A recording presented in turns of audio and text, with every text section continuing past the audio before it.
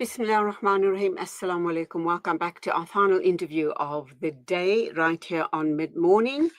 And we're going to be talking to the lovely Farah Dinah Ismail. She's an author with a passion for writing that inspires and uplifts. She's also written, she's had her first edition of Soulful Sentiments, which has been in publication and has been around for a while. But let's talk to her about something very important. That's a book that she has written. It's going to be launched in the middle of January of next year. Let's talk about the inspiration behind the book and why it's important that we talk about the book at this point in time. It is the 16 days of no violence against women and children. We are all observing the issues around GBV. And I think it's not only us here in South Africa, I think the whole world is ablaze with remembering victims of GBV, and now finally talking out very, very loudly, perhaps even screaming that the abuse must end. It's got to end, and right now. Farah Dinah Ismail, assalamu alaikum to you. Welcome to the program. What a wonderful pleasure to have you here. Wa alaikum salam. Jazakallah so much for having me. It's lovely to see you again. Likewise. Congratulations on your book. Now, I see we are, we've got a tag under your name saying author of Soulful Sentiments, but that's not the name of the book. Am I right? That's correct. The new book that's coming out is called Beyond Her Silence. Wow. I think the title speaks volumes. It does, for sure. I think it's something we, and myself and the other co-writers of this book, because it is a book of short stories, we decided, we had a poll, we looked at quite a few titles, but I think this one really stood out. Okay, so you allude to a few other women who were involved in writing the book, in sharing their stories, I should imagine. How did this all start up, and how did this collaboration come together? I've always wanted to do a book highlighting women's stories. I think it's such an important factor in our society that women need to be heard. You know, we need to unpack our stories and be able to tell them. It started off with a collaboration with Muslim friends. Of course, we were on your show, on one of the other shows before. And we had a meetup where women could tell their stories, sort of a safe space, so to speak. And from there, I started putting the wheels in motion to get this book started. How many women were involved in this collaboration? There are 10 women involved. There's 11 stories altogether, or I should say, 10 women, I think, and 11 stories. It doesn't add up the maths, I know, but I think one woman wrote 2 stories. So okay. Why is it important that these stories are heard? And I also know that there are 1 or 2 of the women who are involved in this collaboration who are very happy to go public, and even go on media to share their journey. I'm kind of wondering, why do you believe it was very important for them? And what do you believe their storytelling is going to inspire in other women? I think it's important for them because whether you talk about it or you write it down, it's part of the healing process, especially if you see it in black and white. You know, I spoke about this with my previous book with Soulful Sentiments. Seeing things in black and white and actually reading them helps so much. Okay. I've lost you there. We've lost your volume, your audio. Okay, better. Yes, sorry. Okay, there you go. Yes. Yeah, so it is an important factor for them to be able to talk about it. A couple of them are happy to tell the stories, yes, on a media outlet. And I think it's for them, sharing it, I think would help other women sharing our stories, I think, will always help other women going through something similar. And when this book does come out, each story has a little footnote at the bottom, giving advice to somebody who's going through something similar. And I think that's important. You know, women need to hear that other women are going through something, that they've managed to come through it, or the tools that they use to get through whatever they were going through. And I think it will help. It's a book that will help. And I hope, inshallah, it'll be one of many, that there will be more women that come forward and want to tell their stories too. Inshallah. I kind of also think about the perpetrators. Should they lay their hands on the book? What sort of reaction are we going to get from them if they do get down to reading the books? And families of the perpetrators.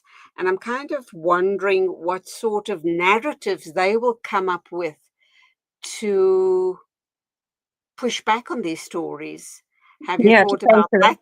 that type of reaction? Yes, yeah, to counteract it, I guess. But a lot of the women have chosen to write anonymously, obviously for their own personal reasons, or to use a pseudonym.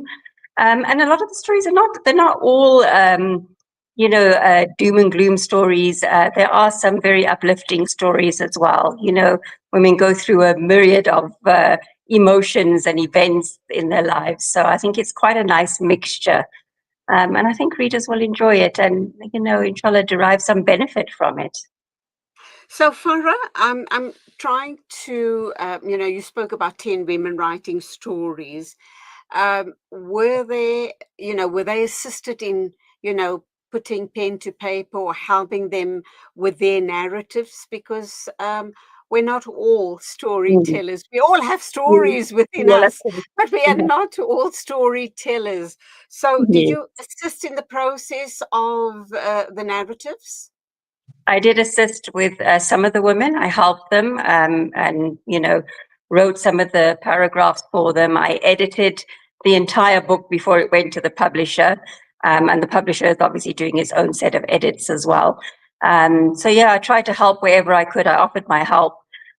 Yes, you're right. We're not all writers. We don't know always how to put things into words. So I think just being there to be able to help them was really, it was literally my honor to be able to put those stories onto paper. How has it changed your outlook on, and we are into the 16 days of Mhm. the Yeah, awareness around GBV issues and the yeah, activism? It should be, this should be an ongoing, for sure. Mm. yeah, not just 16 days at the end of the year, but be that as it may, it still does serve a purpose. Yeah. How has it changed things for you?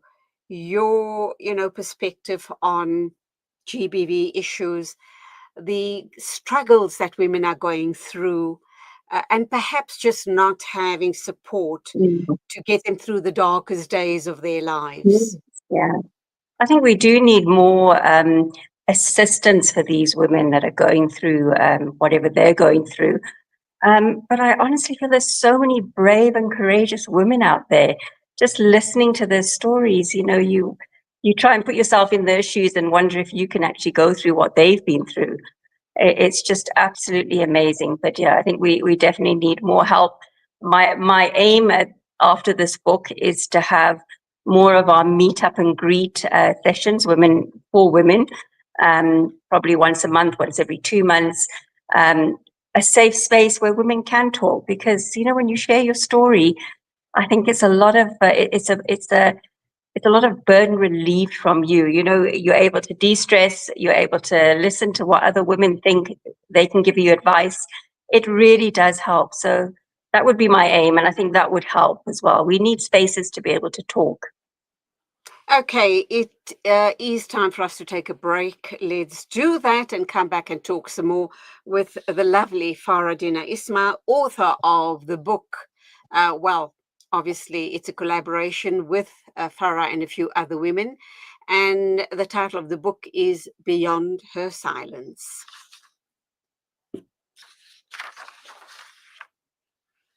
Advisory services from an award-winning firm? Look no further than the Belmont Mayer Group, your gateway to unparalleled investment and wealth management. At Belmont Mayer, we believe in the art of wealth creation, a meticulous process fueled by our unwavering commitment to excellence. With a focus on providing elite alternative investments and quality advice, we also pride ourselves on maximizing value for our esteemed investors as seen through our consistent outperformance. Your financial success is our top priority. Join us at Belmont Mayer and experience the difference firsthand. Ready to embark on a journey of greatness? Contact us today. Reach out to the Belmont Mayer Group on 078 786 1698. Call or WhatsApp or email us at info@belmontmayer.com. Elevate your financial future with Belmont Mayer, where every detail matters.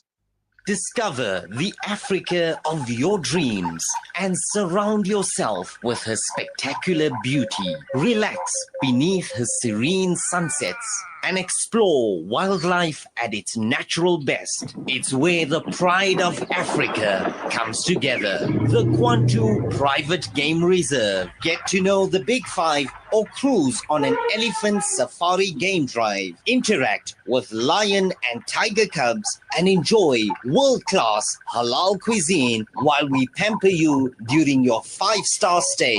Indulge in the true African experience. For reservations, call now on 042 203 1400 or visit kwantu.co.za. The Kwantu Private Game Reserve, the place of gathering.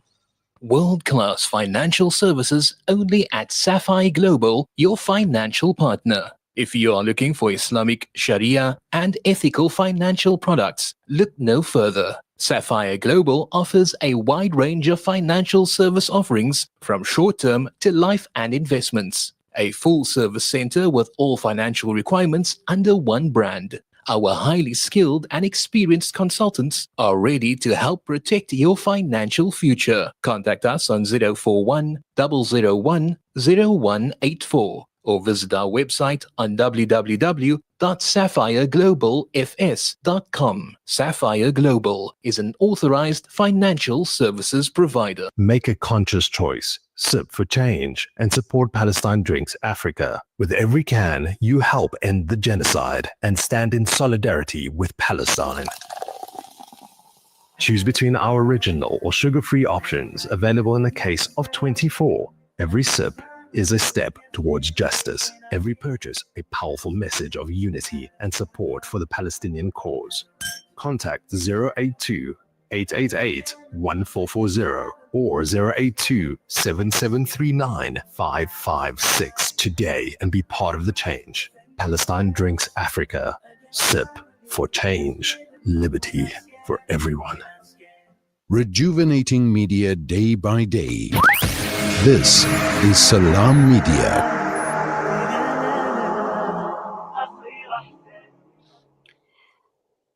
Welcome back. We're talking with Farah Dinah Ismail. She's an author, and we're talking about her collaboration with 10 other women on a book called Beyond Her Silence.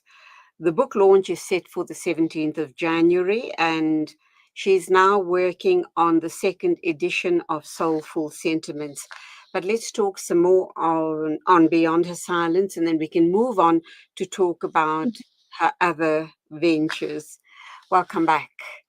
What more do we need to know about the book? I have talked about the book launch. Can you tell us where it's being held? And is it an invitation-only affair, or is it going to be open to everyone? It's taking place on the 17th of January at the Barefoot Facilitator in Melville. It's a lovely setting, totally beautiful with lots of trees and very open. It's not by invitation only, anybody can come, but we will try and ask for RSVPs by a certain date, purely just for catering purposes and numbers, because it can only hold so many people as well. Okay, so was this self-published, Farah, or did you actually... No, I'm going through a publisher this route because the journey I took with Soulful Sentiments was quite a painful one. So this time I decided to go with a publisher. It actually will be out, I think, around the 15th of December. They've promised me. It should be on Amazon by the 15th of December. And I think on Take-A-Lot. The bookstores and the print copies will only be in January, though. And you don't have copies of the book to show us today on camera? Unfortunately, I don't. They haven't sent me Okay. a draft copy yet. We're still at the editing, proofreading, formatting stage. So yeah, we're at that stage at the moment. So I don't have it. They will send me a draft copy, but I just don't have one yet. How many copies are coming off the first print? The first print will probably be, I'm going to stick probably with 100 and then take orders for the second print. Oh, that's wonderful. Anything else you want to share with us regarding Beyond Her Silence? How long was the book in the writing phase? Was it a couple of months, couple of weeks? No, I think it's taken the better part of this year. Okay. Because, with different different writers, you have to chase them up, get the stories in, do the corrections, edit, etc. So it has been a process. But it's been such a worthwhile process. As I said, I think these women are absolutely amazing. They're very brave, very courageous to put their stories down and let other people read them. The other thing I'd like to talk about is the cover, which you can't see at the moment, but the vision of the cover was women having climbed over this mountain. They were on the descent going down, which really highlights the having circumvented all the problems and issues, gotten over them, and now going towards a new sunrise. And I think it was a field full of flowers, and I think that's a lot of these women as well. Wonderful. Have you managed to get support from the brothers in our community? Have you passed it by any of the brothers and kind of comments from them? Not yet, but I've heard rumblings. But men also have stories, and I welcome any men who would like to. If we want to put together a book on men's stories, I'm quite happy to do that. I think both sides, do have stories, so that would be quite interesting. So I'm very open to doing that. Absolutely. What a different perspective. Okay, Yes. so we look forward to the launch of the book, inshallah.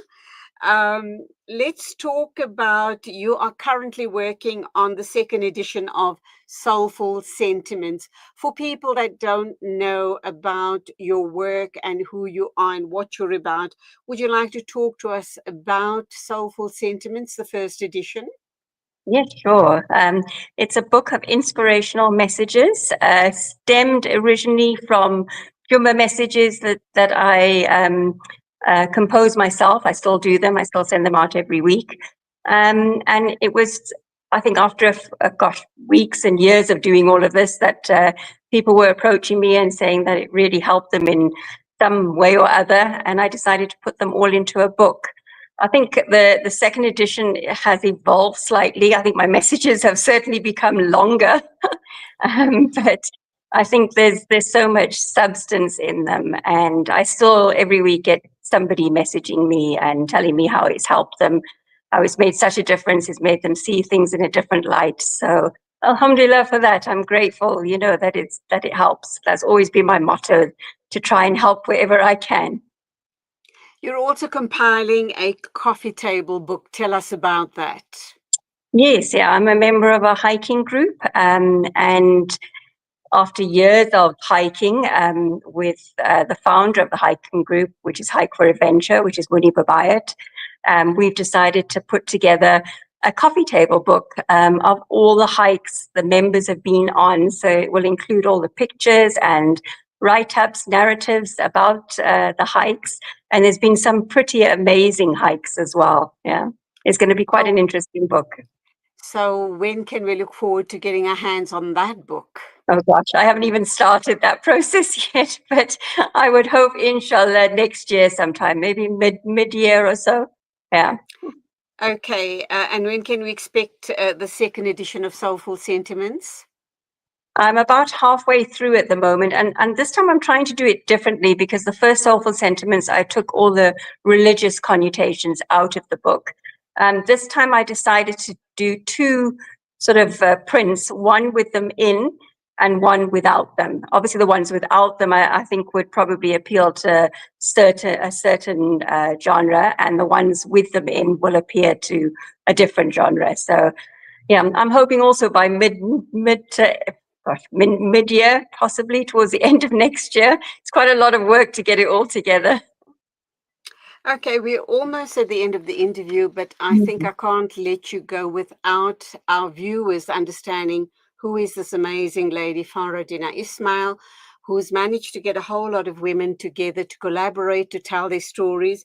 But then also you put out the most beautiful Juma messages. I'm the recipient of those as well, and I look forward to them every Friday morning, alhamdulillah. And you and I have had the pleasure of meeting in person as well. So let our viewers understand who you are and how you're touching lives, alhamdulillah, in a very positive way. I think I'm just somebody who's very positive. My kids find me annoying, I think, most of the time because I'm too positive. And I think I'm just sort of very inspirational. I look for inspiration. I want to impart it. And I want to help wherever I can. You know, that's just been something I've been passionate about, I think, for most of my life. I just wish I'd have started my journey sooner, but it's never too late to start. So any budding authors out there, you're not too old or too late to start writing, start publishing, start doing whatever you want to do. There's no time frame. Let's look at the literary world, the literary world. Yeah. And I kind of wonder with AI, with technology, with this very fast-paced world that we're living in, this instant age, are we still surrounded by a lot of readers and book lovers? Oh, yes, definitely. Yes, a lot of people still buy books. And I think a lot of people have the same feeling as I do. I still like to pick up a book. There's something about turning a page and smelling that, that new book feel kind of thing and handling a book. So I think, yes, I don't think books are, at one stage I thought they may be on the out, but yeah, no, definitely not. What has, created this deep love of poetry, literacy, books, libraries, and all of that in you? I think when I was still in school, my dad was an avid reader. We used to subscribe to the Reader's Digest. I don't know if you remember those, that we used to get lots of books from them. And he always encouraged us to read. And I think that carried on into my primary and high school, where I had English teachers who also encouraged me to read as well. And my essays, they were always, I won quite a few competitions just on essay writing. I think it's always been there. And I think along my journey, I've had a lot of people help me along the way and encourage me. But yeah, I think it's also having a good imagination as well. Absolutely. I think that's where we're going to have to wrap up. I can't wait to get my hands on the book. Inshallah, if all goes well, I will be at the book launch. It's Yes, at the Barefoot Space. It's in 3rd Avenue in West Dean. But of course, we'll try and put out that information closer to the time as well. But you go well. Congrats on another achievement, and a huge achievement at that. And yes, all the best to you and your collaborators. Go well, and I look forward to your future books as well. So go yes. well. Once again, many congratulations, and assalamu alaikum to you. Jazakallah so much. Wa alaikum salam. That was Farah Dinah Ismail, the author of Beyond Her Silence, a collaboration with 10 other women. But she also wrote Soulful Sentiments, a first and the second edition is obviously busy. She's busy working on it. And then also, inshallah, by mid next year, she's hoping to compile a coffee table book all about hiking, her hiking group. So that's where we leave it. Thank you indeed for your company. I certainly hope you've enjoyed the amazing discussions we've had with amazing women on the show. We've spoken to 5 women from different, different walks of life, but they all brought something so very special to the show this morning. And I salute each and every one of them. From me, Julie Ali, till the next time, you take care. We are entering silly season in about a week's time. Just remember the golden rules. You take it easy. Don't get flustered by a silly driver, irresponsible driver on the road. You just keep your, head very firmly on your shoulders, and remember the road rules and respect to each and every one. Till you and I get together again, as always, Assalamu alaikum and Khuda Hafiz.